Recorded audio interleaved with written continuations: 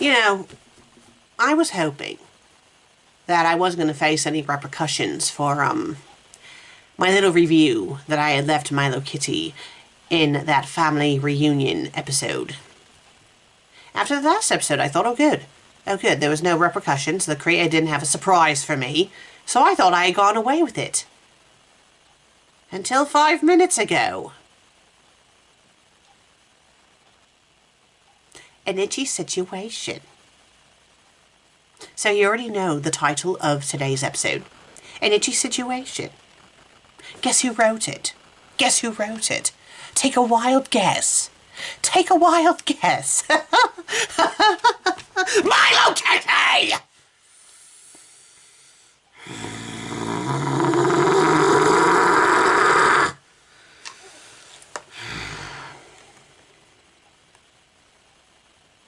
So yeah, she has started to publish her list of stories. And it looks like it's in order from the list that she had started. Let's read the summary. Leo the cat brings unwanted hitchhikers into the FanFic Critic household. Both Susan and Meg attempt to resolve the problem in peculiar and unorthodox ways. Chaos ensues. Wonderful. Rated T. It's in English. It's human. Over 2,000 words. 2 reviews published a few days ago. It's February 7th now, so this was published on February 3rd. Right then, it's obviously complete. Let's get this over with. Meg was sitting on the couch flipping through Outlander for the 547th time. Yes, she does reread that a lot. When she felt the first prickling sting on her ankle, she scratched absent-mindedly, but moments later another bite landed on her wrist, then another on her neck. Oh, for heaven's sake, Meg muttered, slapping her arm. What's biting me?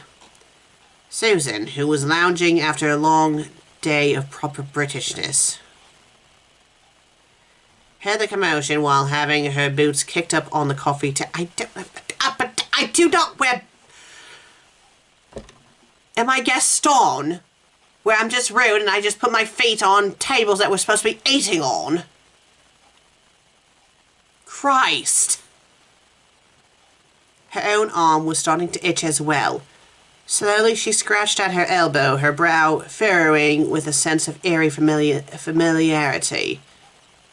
Then it hit her. Fleas, Susan announced grimly, dropping her boots on the floor. Meg turned to her, horrified. Fleas? Are you serious? How do you even know that? Susan rolled up her sleeve to reveal a faint cluster of red welts. When you grow up with sheep, you learn to spot flea bites pretty quickly. I've been through this before, several times per year, actually. Meg. It's fleas, all right, but these aren't sheep fleas. Their bites are nowhere near as painful, just itchy. Fleas? In my house? Meg sprang to her feet, scratching furiously now. And we'd better figure out the source before we're eaten alive, warned Susan. The two women looked around the room as though the culprit might reveal itself. Then a loud, self-satisfying meow came from the windowsill, where Leo the cat was perched. Meg gasped. It's him! That filthy feline! He must have brought them in. Meg would never call our darling Leo a filthy feline. Bloody Christ. He doesn't have fleas. He's an indoor cat. Christ. Susan nodded knowingly. Of course it was Leo. This amount of fur is a magnet for fleas. Having fur is not... Leo, oblivious to the accusation, scratched his neck with his leg and blinking at them with regal indifference. That's it. Oh, I'm sorry. I'm supposed to be Meg. That's it, Meg declared. We're getting rid of these fleas, no matter what it takes. The plan started simply enough. Meg decided she would comb the fleas out of Leo's fur. She rummaged through the drawer and triumphantly produced an old-fashioned ornate comb. Is that ginger hair stuck in it? Susan asked, raising an eyebrow. It's a family heirloom, and besides, I never bothered using it, so why not now? Meg snapped defensively. We don't have a family heirloom that's a brush. bloody stupid. Leo, however, disagreed. And you can buy brushes, like actual brushes for your pets. You don't use human brushes. We had 2 cats before Leo. We know how to take care of cats, you bloody imbecile.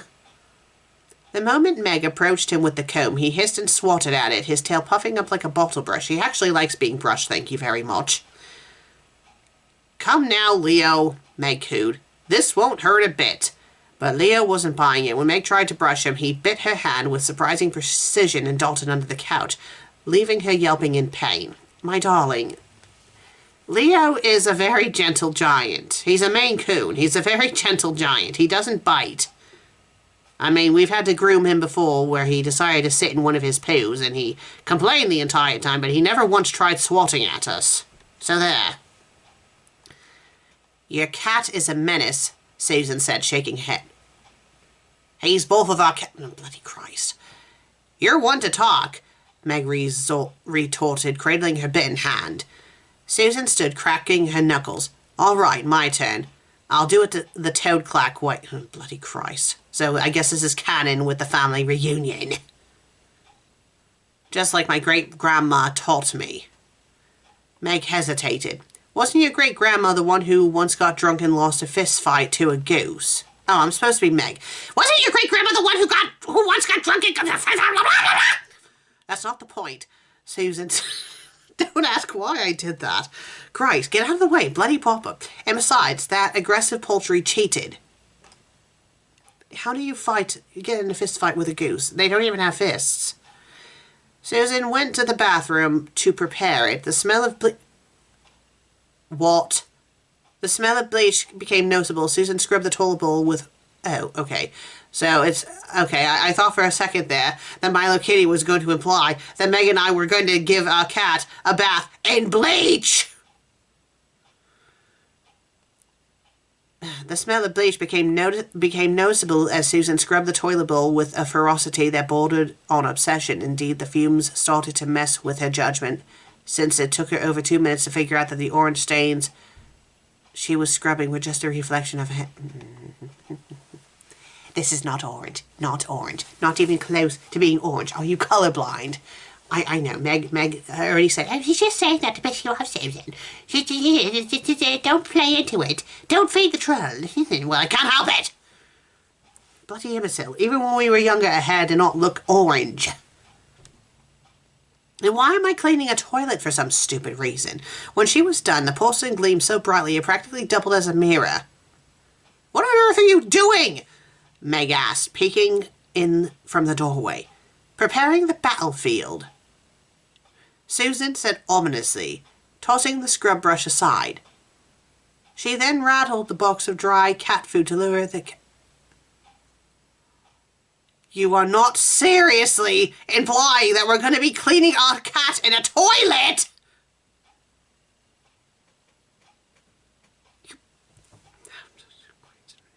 The moment he entered the room, You better not have cats of your own. Oh, your name is Mylokitty. You must have cats. But please tell me you don't clean your cats in your bloody toilet! You don't clean cats in toilets! You bloody imbecile! The moment he entered the room, Susan grabbed Leo and hauled him into the toilet. Oh, you bloody... Oh, now hold still, you little flea hotel. Susan barked as she slammed the lid. Are you kidding me? Are you serious? You... Leo let out an ear-splitting yell as Susan held down... Oh, you... What? Held down the lid and began flushing the toilet again and again and again. Susan! Meg screeched, rushing into the room. At least Meg has common sense. Whoa, Susan said defensively. It's how my great-grandmother used to deal with fleas all the... You can't... A sheep! A sheep! A sheep! A sheep is like...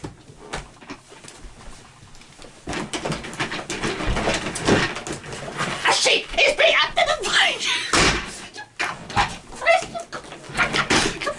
You can't shove sheep down toilets! You bloody Christ! You can't shove... Do you have a toilet that's the size of this room? How the bloody Christ machine is bigger than this desk! You bloody imbecile! It's how my great-grandma used to deal with fleas. Orange tape, water pressure works wonders. Meg stared at her in disbelief. You can't just... Oh my god! Did you even use flea shampoo? What? Susan blinked. No. Meg threw her hands up. Then what's the point? Oh, you get a soaked pussy. Soaked pussy?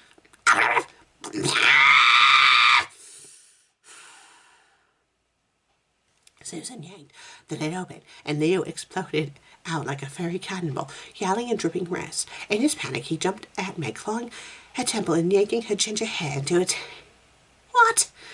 tangled mess that somehow resembled the hair of the late Coolio. What? Susan bit back a laugh. Well, at least it's out of the toilet. And then Meg decided to take Susan and shove her head into a toilet and flush it 1,000,000 times and see how she liked it. Okay, that didn't actually happen, but yes. Meg wasn't having any of it and yelled, "That's it! Susan! Tonight, you're sleeping in the hen house!" Meg would not do that to me. Apparently, though, she did in this story. Sitting on an overturned bucket in the hen house, Susan furiously swatted at the fleas that continued their relentless attack. I can't believe Meg made me sit in the hen house and we don't even have bloody chickens. Stupid creator. I mean, this house was built back in 1910, and we technically do have a couple of hen houses, but obviously they haven't been used in a very long time, and even if we wanted to get hens, we would probably have to completely rebuild them. But, you know, obviously the family that lived here before us, when this house was built anyway, did have hens. I'm actually surprised that the Mylokitty noticed that, but then again, I mean, you have seen the outside yard a couple of times, so good going on that part, I suppose. Stupid creator. First she makes my room disappear, now conveniently a hen house appears outside of the house. Oh no, there's two of them, so there. Yes, they're dilapidated. How about next time you make a jacuzzi appear? Or will you once say that you can't do that since it's not in the budget? Susan said in air quotes, finishing her completely normal and totally not deranged conversation with the air around her. Susan peeked at the hen house, her eyes narrowing as she looked through which window she could see Meg. "All right, Susan," she muttered, rubbing her arms. "You fought worse. Stay focused." What? She grabbed a twig and scratched out a battle plan in the dirt. Step 1, find the target. Step 2, eliminate the parasite. Step 3, drink victory tea. As she said that, a particularly aggressive flea bit her ankle, making her yelp and slap at it. Scowling, she took another glance at the house and saw movement through the attic window. Meg coughed as she pushed aside dusty old boxes, searching for anything that could help. Come on, it's supposed to be Meg. Come on, something useful. And I know, I'm probably supposed to be doing the Boston accent, but I'm not doing that again because I did it really bad. And when Meg was watching it, the look she kept giving me. Yes, she was not happy, let's put it that way. She paused as her eyes landed on a bottle of flea shampoo. Triumphantly, she snatched it up and then squinted at the faded label. Expiration date, 2003. She grimaced. Yeah, I probably shouldn't use that, but she shoved it into her pocket. Desperate times, last resort, and all that. All you have to do is go to your actual place of work and just buy flea shampoo there.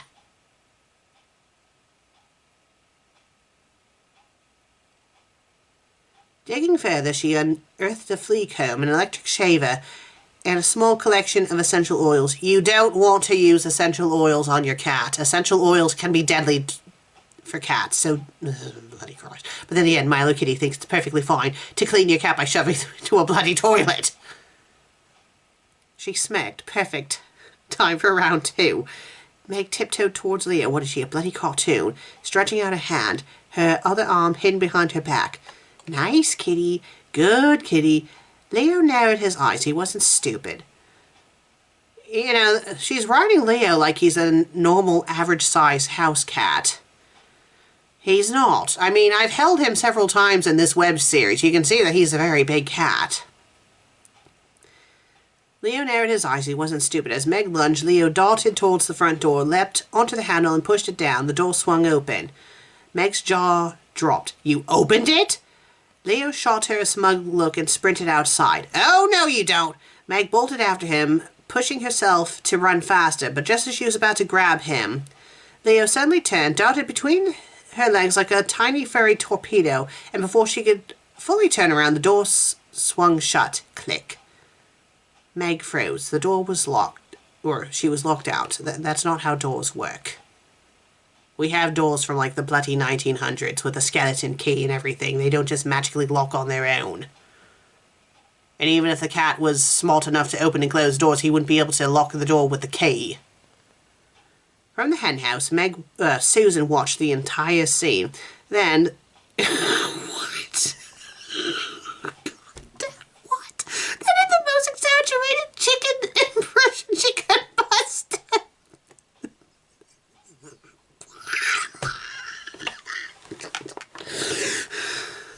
She clocked him. So, Meg, do you need a chicken to get to the other side of the door? Bloody Christ! And don't think that because I'm laughing that I like this story, Mylokitty. It's still stupid! And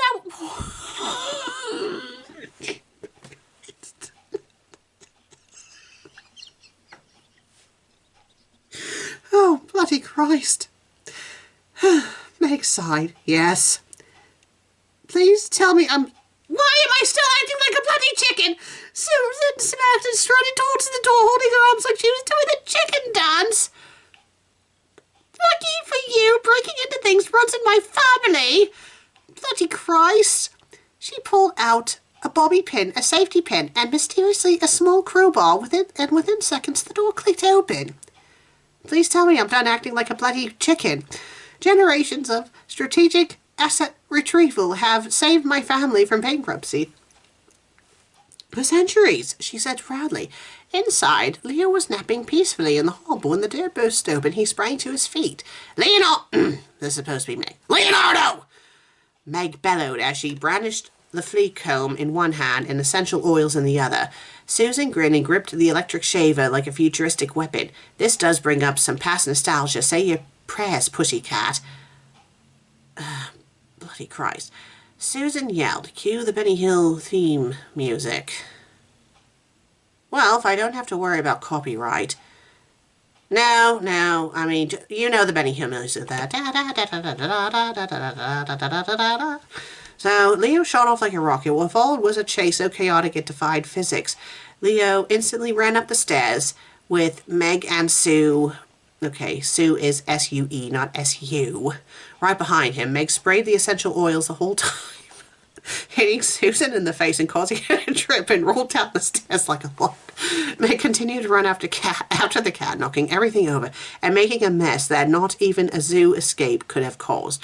Meanwhile, Susan ran up the stairs again, barefoot on one foot. So you tell... Due to her shield landing who knows where during her gravity test on the stairs, as soon as she went to the next door, Susan stepped on Legos. Why would we have Legos? And let out a scream that could be heard 3 countries away. Christ on a pancake. Jumping on one foot and waving her arms around, Susan got the electric shaver tangled in the curtains. The motor yanked the fabric up, wrapping her ankle inside like a demented burrito before hoisting her to the ceiling. She dangled for a moment before crashing with an anvil-like thud. Meg breaking half of the things... Meg breaking half of the things on the second floor, chased Leo back to the first floor. And as soon as she ran into the kitchen, she tripped over a cable, launching herself headfirst into an open refrigerator. Why is the refrigerator door open? Leo didn't just master opening the front door, but fridge doors as well, of course. With yogurt all over her face and chicken eggs in her mouth, she jumped back, scanning the kitchen with a look like she was the Terminator. Detecting the feline on the kitchen corner. She jumped towards him, but Leo jumped too and went right over her head, landing on the kitchen table. He then knocked over her vase, which Meg instinctively tried to catch, only to trip and land face first into a fish pie Susan made earlier. Christ. Meg wiped the fish head crust off of her face and noticed Leo back on the kitchen corner. She launched towards him with the flea comb in her hair, but instead of hitting the cat, she got it stuck in the toaster, being electrocuted and launched across the kitchen. If nothing else, she was now at least smoking hot. Bloody Christ. I will say the story is rather entertaining. In the meantime, Susan finally got up from the second gravity test.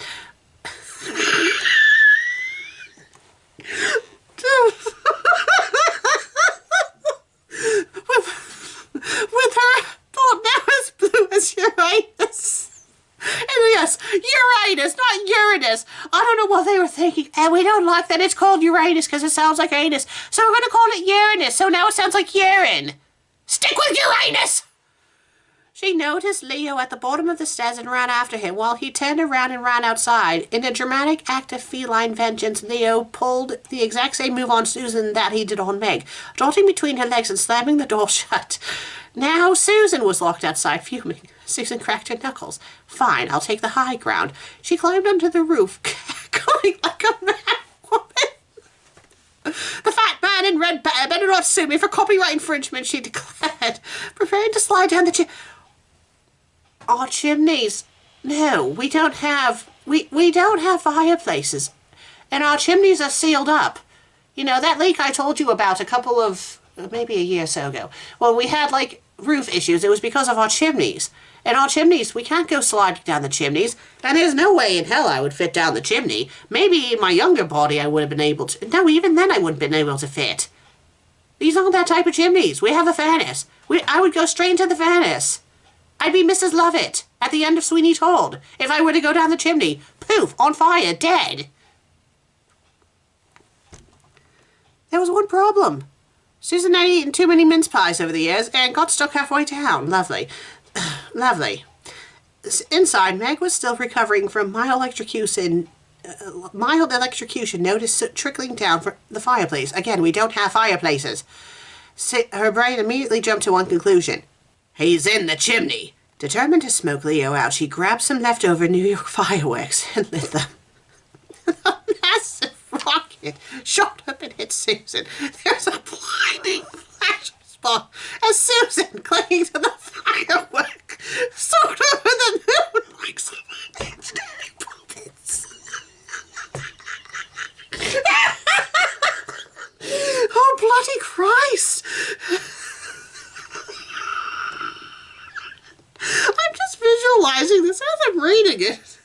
And I'm supposed to be cross because it's bloody Mylokitty, but I can't help it. This is like the funniest thing I've ever read.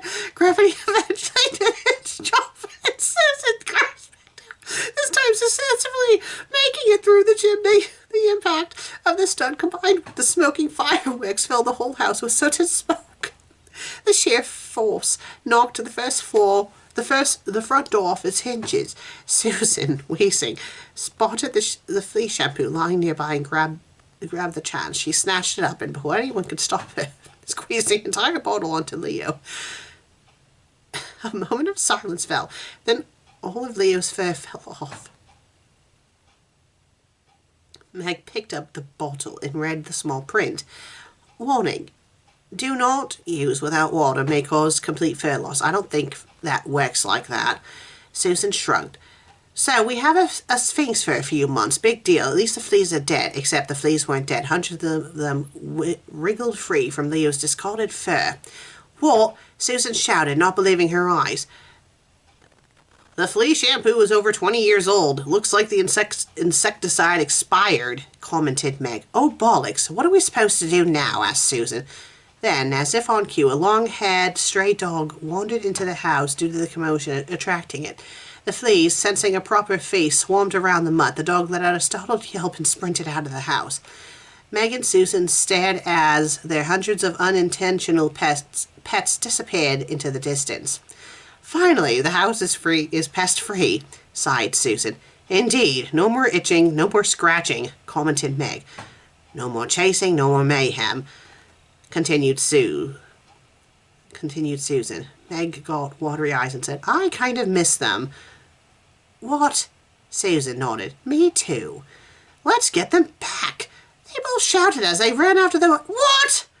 Stop running, you mangled hound, yelled Susan. Give us back our pets.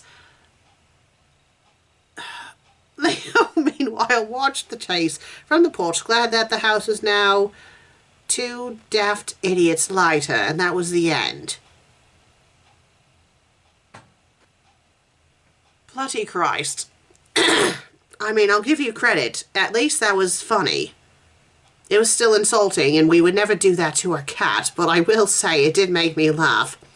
It did actually make me laugh. I will say that was rather funny.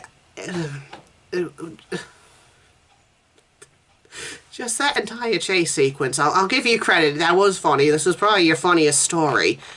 Still super insulting and whatnot, but, you know, I mean, at least it wasn't as insulting as the family reunion. But, you know, Meg and I would never do that to our cat.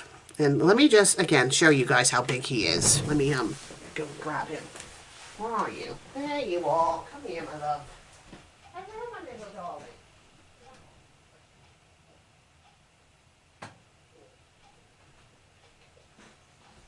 I know, just showing you to the viewers so they know just how big you are.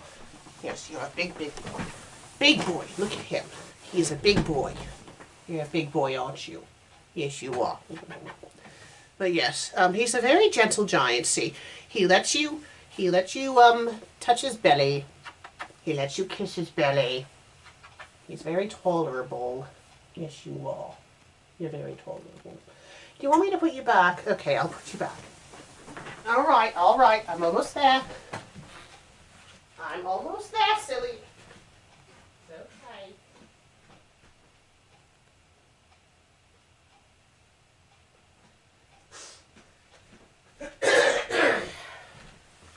Well, yes. He's a very gentle giant. He would not be scratching at us or doing any of those hijinks. And he wouldn't have fleas. He's an indoor cat. We don't let him outside. He was an indoor cat when Meg's uncle owned him, and he's still an indoor cat with us. In fact, Caddy and Rorschach were also indoor cats. They stay inside, they wouldn't be getting fleas. Right then, so Mylokitty, I will give you credit, the story was bloody hilarious. But don't think that means I like your bloody stories. Just because you made me laugh, it doesn't mean that I like your bloody stories. Right. Well, thank you all for watching today's episode. If you liked it, please be sure to leave a like and leave a comment. And if you haven't subscribed yet, please do. I'll greatly appreciate it. I'll see you all in the next episode. Until then, cheerio.